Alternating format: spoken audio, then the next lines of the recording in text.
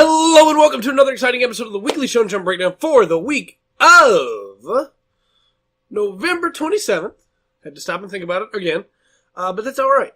We have a lot to go over today, and I am glassless again today for the glare issue, so let us just get started. My name is Trey, this is the Full Spectrum, and we're starting off with One Piece 886, Way of Life. This was a really good chapter. This was a great chapter. Sanji having to try and decide whether or not to help Chiffon, telling himself of course he needed to help Chiffon, he was just going to try and do it so fast that nobody saw it happen. The fact that, the cats are excited. The fact that the cake, okay look, the cake looked pretty good. Pound jumping in to fight Oven, that was all great. Sanji rolling in, kicking, rolling back, grabbing Chiffon, jumping onto the cart, seeing it all happen, just immediately heart eyes and bloody nose. That was all great. Highlight of this chapter is that the cake is being pulled by a seal on a ball. It's not a horse. It could have been a dopey looking horse. It could have been a gingerbread man. Nope. It's a seal rolling on a ball. Oda, I love you. Oda, from me, who you've never met, to you, who I've never met, I love you. That's genius. And I'm stealing that for a D&D campaign.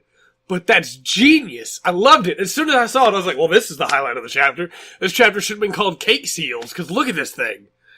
And so that was great. I expected that to be the highlight of the chapter. I was wrong. The highlight of this chapter for me is the stuff with Bege. And I'll get to that in a minute, because I want to end on that. That meant so much to me. There's a couple things that I wanted to bring up, though. Carrot asks about a full moon, and asks Chopper if he thinks it'll be a full moon or not. Which I thought was interesting to have that, because do minks get stronger on nights of the full moon, maybe? Or is there something else? Does she have like a were-carrot form? Because if so, there's not really any way that Luffy's not going to ask her to join the crew after that. If he sees that, it's over. I don't know, we'll see. I kind of wanted her to get a different kind of power-up. Specifically, I'm one of the people that really hoped that Carrot would join the crew and get Monet's Devil Fruit. I thought the Snow Devil Fruit would be really useful for her, with her speed and everything like that. And we don't really have an ice user on the crew. Of course, Frankie's the only one that really uses fire, except for Sanji. But, hey, it's fine. We'll see. Past that, Luffy deciding that he couldn't keep running away, or having already decided that this was his plan already, deciding that he can't keep running away from Katakuri because he wants to fight him at his best. He wants to beat him the way he is, because Raleigh told him that that's the only way he's going to get stronger with his hockey, is to fight other people that have strong hockey. It makes perfect sense to me. It's exactly what you would expect from any other kind of series where, hey, you have this cool power. The only way to learn it is to get experience using it. So you should fight strong people that use it so you can learn how to fight it and learn how to use yours better. Makes perfect sense. And the fact that Luffy's like, hey, I don't want to run away. Like, I want to fight him at his best. That alone redeems the running away thing for me. Because again, I saw a lot of people going, well, of course Luffy would run. If he knows he can't win, why would he fight? It's like, well, this is Luffy we're talking about. So, sometimes Luffy decides to just plant his feet and fight anyway. And I really like that that's what he's decided to do here too, basically. So, really good there. But, the best part of the chapter, lest we forget, the best part of the chapter is Oven trying to use Chiffon as a bargaining chip, telling Bege to turn himself in and he won't hurt Chiffon anymore. And Bege being like, okay, yeah, we're on the way, just don't hurt her anymore. It's fine, don't worry. And, the baby's crying out for mama, and Bege's like, it's gonna be okay, son, don't worry about it. And then Oven's like, haha, and immediately when Oven looks pleased with himself, boom! Just shot in the face from halfway across the harbor. Bege, cold as ice, with that pistol just leveled. Just boom! Right in the face. Oh my gosh! I already really liked the Fire Truck Pirates. I thought they were really cool. When we were first introduced to the Supernovas, they were not the ones that I expected to team up with Luffy. I actually expected that to be the big three, like everybody else did, of Kid, Law, and Luffy. I love that Bege has turned out to be so dependable, and that he actually came back for Chiffon. I mean, we all knew he would, because it was clear he actually does care about her. It's not just a superficial thing, but he cares about her more than Oven does, apparently. But I really appreciated that. And I do get where Oven's coming from, that even if she is a sister, Chiffon tried to kill their mom. That's not cool. But it feels like, I don't know, he could have cut her just a little bit of slack. We've seen a lot about family, and it's clear that Oven's loyalties are with his mom, not with his sister. But still, calm down, bro. Bege showed him that he needs to calm down, though. Shot him in the face from the harbor. So good. So good. Next up, we have The Promised Neverland 65, The Secret Garden. I really like this chapter, too. Emma, she's in this weird place that we know is Goldie Pond, that looks like a small town in, like, the Netherlands or something. And Ray is furious. There's some great Ray faces in this chapter, and the Nameless Man is apologizing. He's sorry. He wishes he hadn't done this. It was a really clever plan to bait the poachers by, shooting a bunch and letting them hear the shots and seeing the man-eaters all really badly torn up. But he apologizes. And he looks really sorry about it. He's like, hey, if there was any way, I'd go save her myself, but there's not, so let's go back.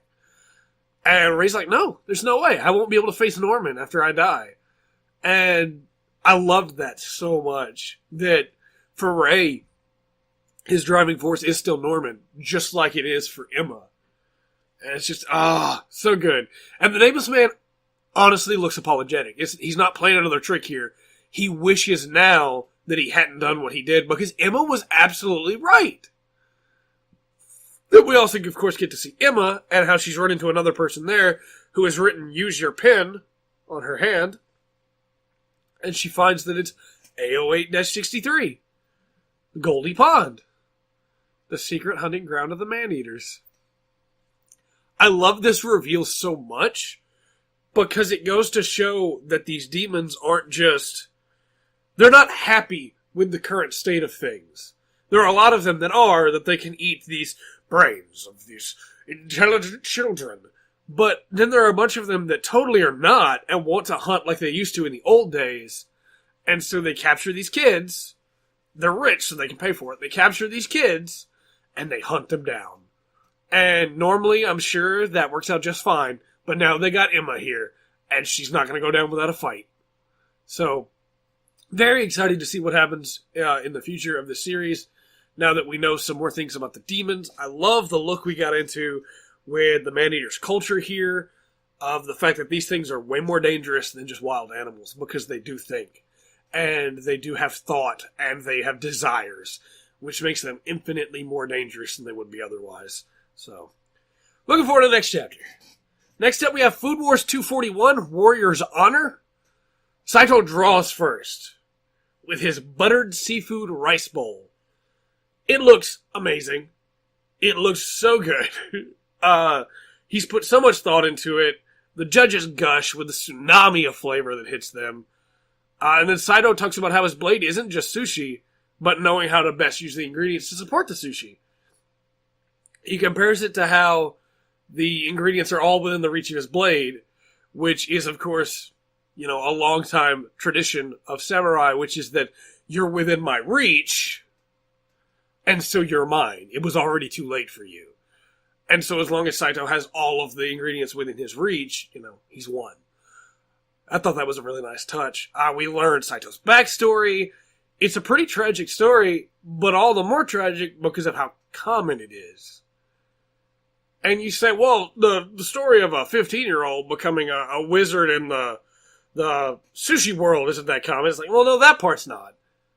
But the story of his mom and how she was a really good chef that never got a chance to shine because she went to this big school and was bullied. Just completely bullied. And you say, well, she's an adult. Adults don't get bullied. No, adults still get bullied. She was bullied into never actually getting to step foot in the kitchen and showing what she knew. I love the difference that is her story with Soma's story. Because when Soma first showed up at the school, it was the same way. When he got to Totsuki, it was nobody trusts him, nobody likes him because he's from this diner. But Soma got to get into the kitchen and got to show him what he could do. And this other school didn't have that. And so his mom was just out of luck. Obviously, she could have quit, but she didn't want to. She wanted to be able to succeed for her son. The pressure gets to her, and the stress gets to her, and she winds up bedridden, and Saito has to take over. And so then, of course, the guys from the school show up to mock him, too. Because they're bullies. And that's what bullies do. And bullies are jerks. And Saito beats the crud out of them with his cooking, and commits Gekkokujo, which is where the Ronin takes over for the Lord. Beats up the Lord, basically, and says, no, I'm in charge now. And claims that it's every Ronin's dream is to knock a Lord out and take their place. He says he'll cut down everyone with the fish that is his blade. Everybody's super intimidated by this story, by the way. They're all just like, oh man, the seafood bowl and the story, what are we gonna do? And someone's just like, this might be a bit too much. And at first I thought this was him saying this might be a bit too much, as in too much pressure. But then I realized he's most likely talking about his own ingredients. I'm excited to see what he's made next week. And I actually kind of like that as quickly as Saito's food was delivered to the judges, the whole chapter wasn't just them gushing about Saito's food. We also got his backstory, which I thought was really good. So, absolutely loved this chapter. Looking forward to next week's chapter. Can't wait to see what Soma's got. But next up we have Robot Laserbeam 35, last day of the Daizon Open, Part 1. Robo's nervous, and Yozan is 10th in the world now. Tomiya thinks that Robo will probably be fine, but we see Dorian Gray working out by grabbing door frames and holding himself up to do pull-ups. Okay, alright buddy, okay. You calm down. You're freaking everybody out around you. Dorian shakes Robo's hand. They both say they're not going to lose. We get to introduce a new character, Yamamoto, who is watching, as Dorian breaks the sound barrier and lands his ball over 350 yards. The rest of the team is shook. But then, Robo won't care. He's Robo. But then Robo shoots high. I liked this chapter. There wasn't a lot. In fact, basically, I just gave you the shortened version of the chapter. And as you can tell, that was less than a minute, really. It is a pretty short chapter. But I like that it continues to show that Robo is not comfortable going up against Dorian, and that he's nervous. Because so far he's been up against skill. Skill. And now he's up against raw power. And it's not that Dorian's better at golf than he is. It's that Dorian's physically stronger than he is. And last time we talked about how it could be a friendship thing. About how he's not used to fighting people that are actively trying to be his friends. But now I think it's a skill thing. I could be wrong. It could be the friend thing. We will see. But I think now that it's a skill thing. And that Robo could use his own skill to go up against other people's skill. But now that it's power that he's up against, he can't match that power. I hope that he sees that power is just another type of skill, because Dorian still has to use it well to be able to actually get anything going. But, we'll see. Dorian, there's more to him than it appears. And, than it appears. Not than, I said, yeah. Than appears. And I like him as a character, so I'm looking forward to some good matches between the two of them. Next up, My Hero Academia 161, Bright Future.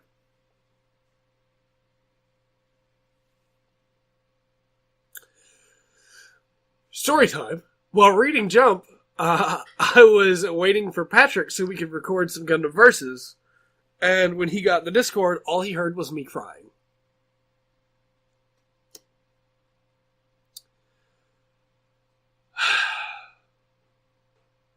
Looks like Night Eye's dead.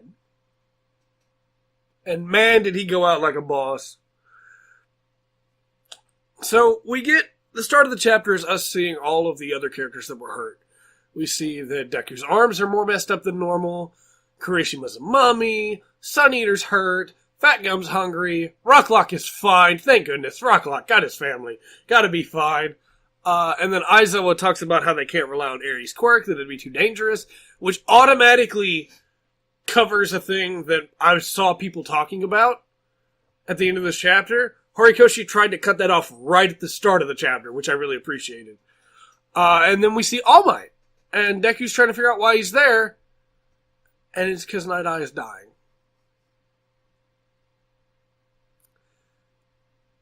And we get to see real pain in All Might's eyes. And for a face that is less expressive than most, seeing that pain hurts. It hurts to see All Might in pain. Then, as if that wasn't enough, Night Eye starts to talk about how he's content. Even though he's dying, because he got to see that he was wrong. That fate can be changed. And then Mirio shows up. And the nurse is trying to tell him he needs to get back. That he can't be moving around like this. And Mirio begs Night Eye not to die. And Night Eye reaches up and uses his quirk one last time to see Mirio's future, and sees that he'll be a fine hero still. He smiles. Tells them all they gotta smile. Heroes have to smile. Mirio grabs All Might and Deku. And then Night Eye's hand drops. And we see the flatline. As if that wasn't sad enough, let me make it more sad for you viewers, because there's a couple things he could have done here. He could have used his last use of his quirk, because he only gets to do it once per day, remember. He could have used his last use of the quirk to see All Might, and see if he was right about how fate could be changed, and that All Might could still live. He could have used it on Deku, to see if Deku was right, and fate could be changed, and All Might could live. But he chose to believe instead. And he used it on Mirio, his student, that originally he had just planned to use as a vessel to save All Might's life. His closest student. He used it to see if Mirio had a chance to be a hero again. He said, yeah, you're going to be a fine hero. As fine as any.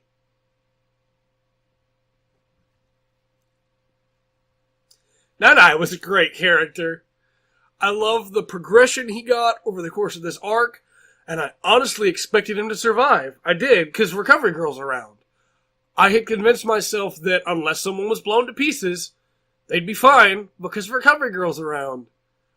But apparently, if they're dying, there's nothing she can do, and that makes perfect sense, because her power draws on the body's own strength, and if they're dying, they don't have any strength. So, I'm going to miss Night Eye a lot. He was a really good character. And his death is going to be the thing that I think forces Mirio to continue trying to be a hero. This arc has been the most emotional arc in the manga for me, and it's one of my favorite arcs in Shonen. It goes right up there with the Chimera Ant arc and Enies Lobby for me. In arcs that are just these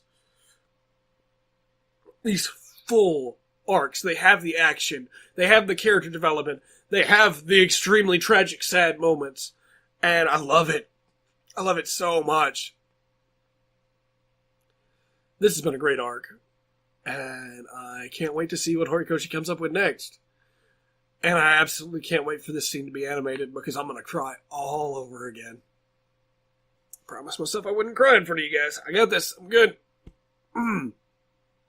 Next up we have We Never Learned 41. At times, the vision of an elder leads back to a young X. I needed this chapter after the My Hero chapter. This is a Karisu chapter. Best Girl chapter! I know I got excited last week about the Furuhashi chapter. or last week was the Asumi chapter. Before that was the Furuhashi chapter. But best girl chapter. So automatically amazing. We get Kurisu putting on her old school uniform again because she's washed all her clothes. She runs into Yuiga, who immediately knows what happens, or what happened. And my first thought was, oh, he knows her so well already. She gives him a lift and enjoys driving way too much. Of the other gags in this chapter, my favorites were not as much gags as they were the natural progression of this kind of situation, which is where she doesn't want to be seen, so Yuiga's doing his best to hide her. Remember, we said before that his kindness would get him in trouble, and here his kindness has him following or leading Kurisu around, hiding her from the volleyball team and a lot of the other teams. He gets her some ice cream, and that ice cream leads to something that neither of them would have expected. When Furuhashi and Ogata show up and they have to hide, they wind up hiding in a bush, and the ice cream drips as it melts onto Kurisu's neck, which makes her scream. And so when Furuhashi and Ogata go to turn around, Yuiga kisses her.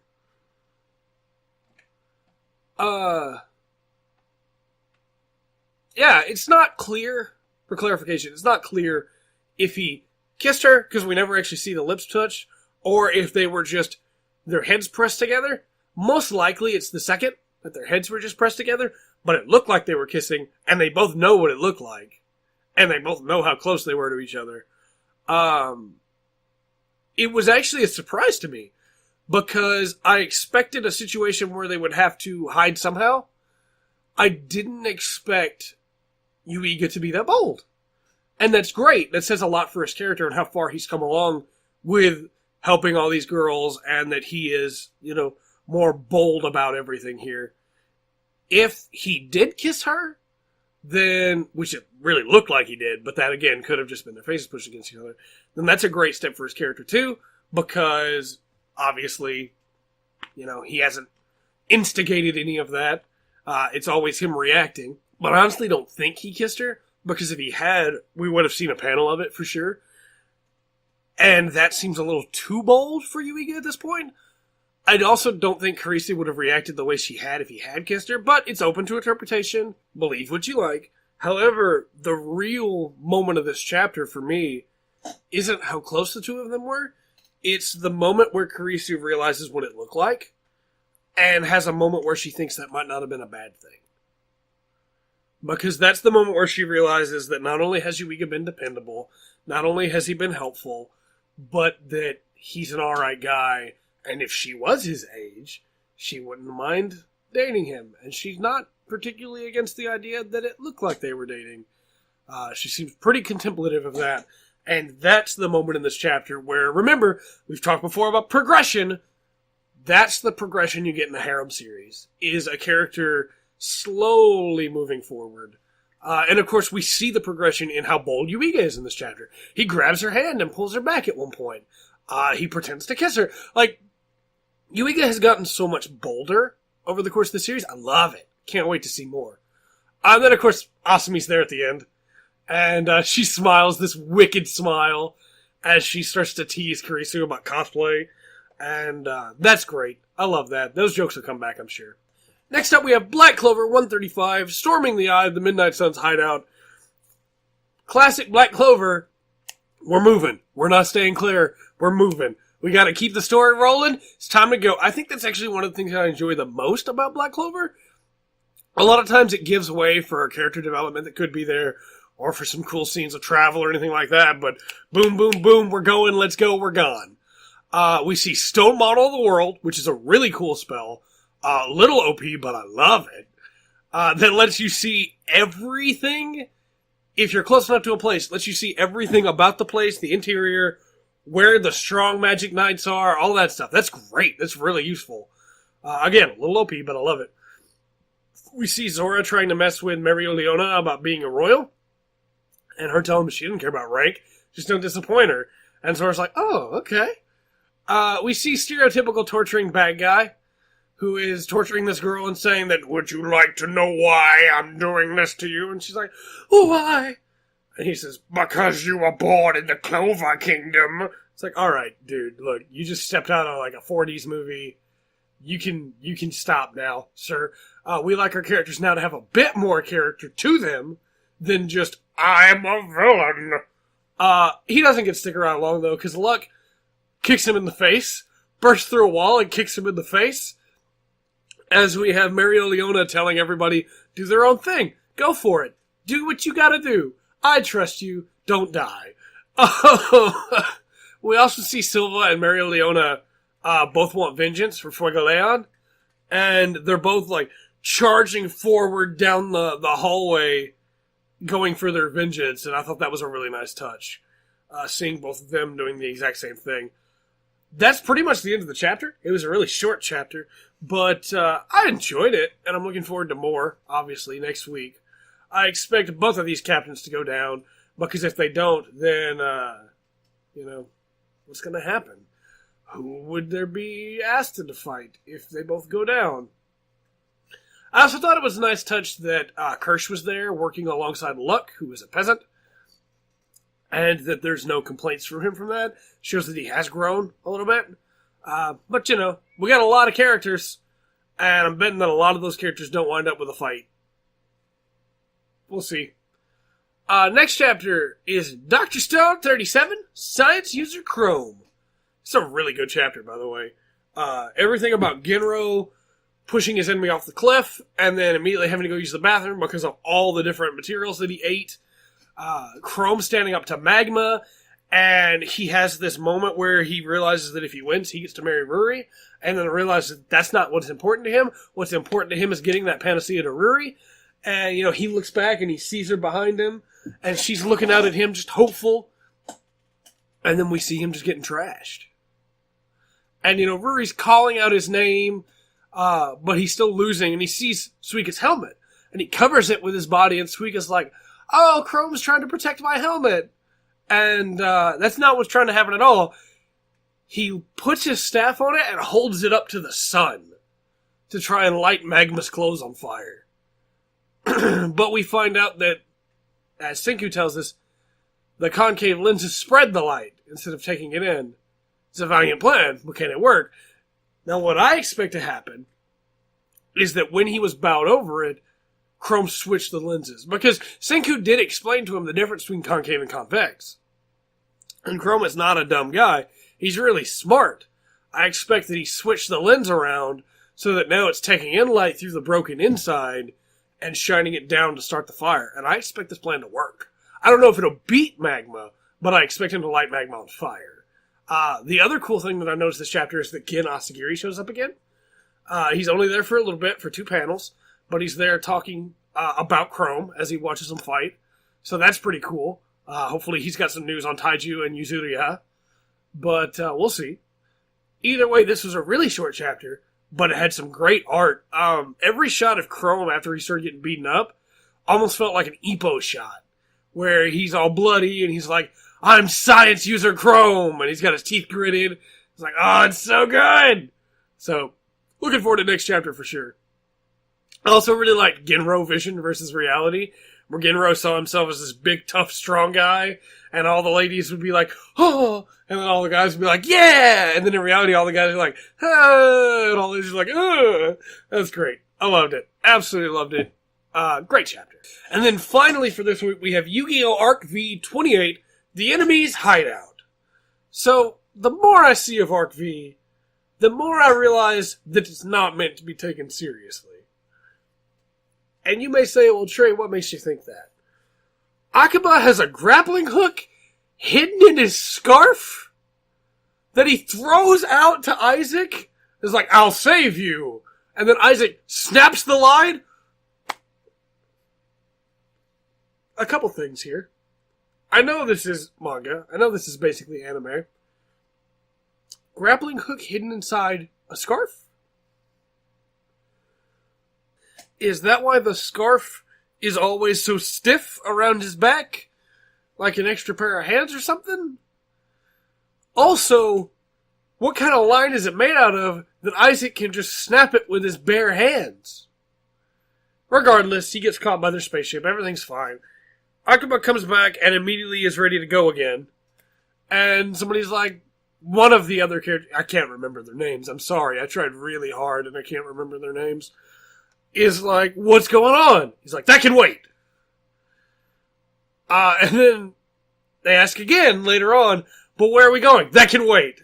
And I wanted that to be a recurring gag to just continue, but as soon as they get on the airplane, that can wait turns into Antarctica. It's like, oh, okay, I guess we're done with that gag. Okay. I liked that gag, though. They go to the trouble of telling their friends that the enemies are from the future, and then immediately leave them to go talk among themselves, Yuya and Reiji, that is, which I'm sure just left them with more questions. You can't just go, yeah, the people we're finding, they're from the future. See ya, and not explain anything else. Because those people are so confused, I guarantee you. That's not okay, guys. Also, this conversation between Yuya and Reiji. The entirety of the time they're having this conversation, Yuya is doing card tricks, where he turns an ace into a joker, and then back into an ace again after shredding the joker, because he's talking about how he wants to destroy the god card. And that was his dad's wish, was for him to destroy the god card. He's doing all these cool card tricks, and Reiji's response to all this is, I still don't consider you a comrade. And I was like, no, Reiji, you were doing so good! You were so cool up until then. Don't be an edgelord about this. Come on! If a guy's in front of me doing a bunch of swanky card tricks, like, I'm not gonna call him on that. Sure, he's got a plan. Whether it's my plan or not, alright. You did some cool stuff while you were in this room. Sure, why not? So then they go to land in Antarctica, and the ice shifts back so that a clear landing space is visible. And everybody is like, how is that possible? And Reiji says, advanced science. It's like, okay, well, I guess now advanced science is magic. And you get blip blip is apparently the sound effect that planes make when they land. Did not know that. I will definitely tell the next plane that I see that it needs to start going blip blip instead of I don't know. This again, I feel like the more that I see this series, the less I'm supposed to take it seriously. Because then we see everybody in, like, clothes designed for the cold. But Yuya just has a hoodie on? It's like, this is Antarctica, sir. This is, like, super cold. Even Akaba has, like, the hat on. Of course, he still has his dope scarf. But, you know, you gotta have that grappling hook in case something happens. And then Sora's like, I'll play with him. Don't forget that I'm still a duelist and I owe Yuya. And it's like, okay, well now Sora's gonna go duel Yuya, I guess. The whole thing of I have to buy time when the duel is probably gonna take like 6 chapters, but in real time, that's like 4 minutes? Maybe 5? I don't know, maybe that's all they need. I don't know. There was a really nice moment where Eve was talking to Isaac, who was unconscious, and telling him that she really appreciated what he'd done for them. The information that he'd gathered. But, you know, I just don't know how I'm supposed to take this series. When I try to take it seriously, it upsets me. When I try to take it as a joke, I feel like I upset people. I don't know. So now we'll move on to the lightning round. One Piece 888, Way of Life, great chapter. Sanji rolling in, rolling back out. Bege shooting Oven in the face, great chapter. Promised Neverland 65, really good chapter, really solid.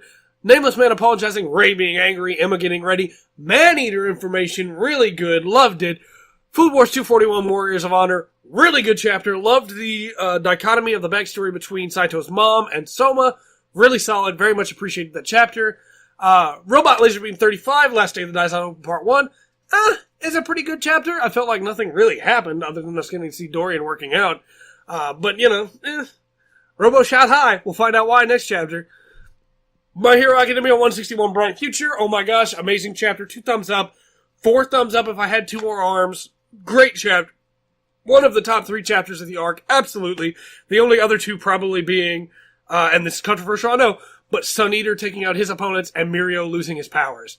Those are my 3 favorite chapters of this entire arc. Although, the one where Eri grabs the cloak, and the one where Deku goes full cowl, those are both really good as well.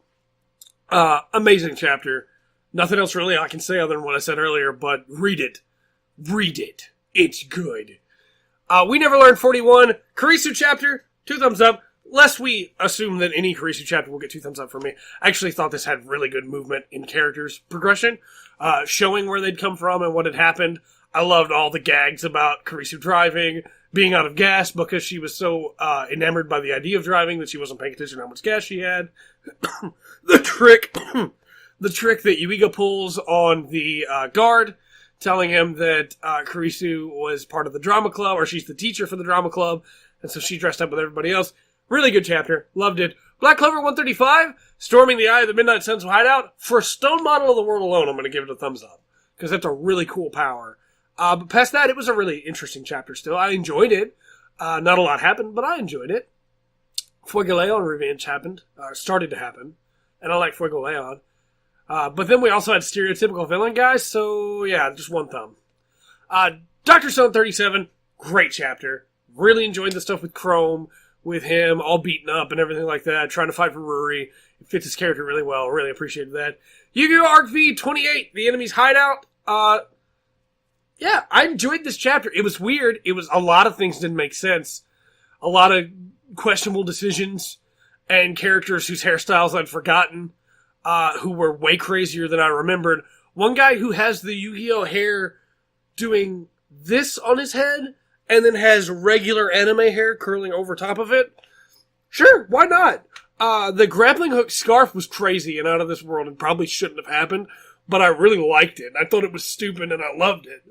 And then everything to do with the ice folding back, with Yuya doing card tricks. If that's what this series was weird, dumb stuff like that, this series would be great in my opinion. And maybe we'll see more of that. Maybe I've just been missing that because of all these duels and I've forgotten what it was like before. But we'll see. Regardless, 1 thumb up. Great issue of Jump this week. Check it out for yourself. Remember to always enjoy the full spectrum. The Jump has to offer.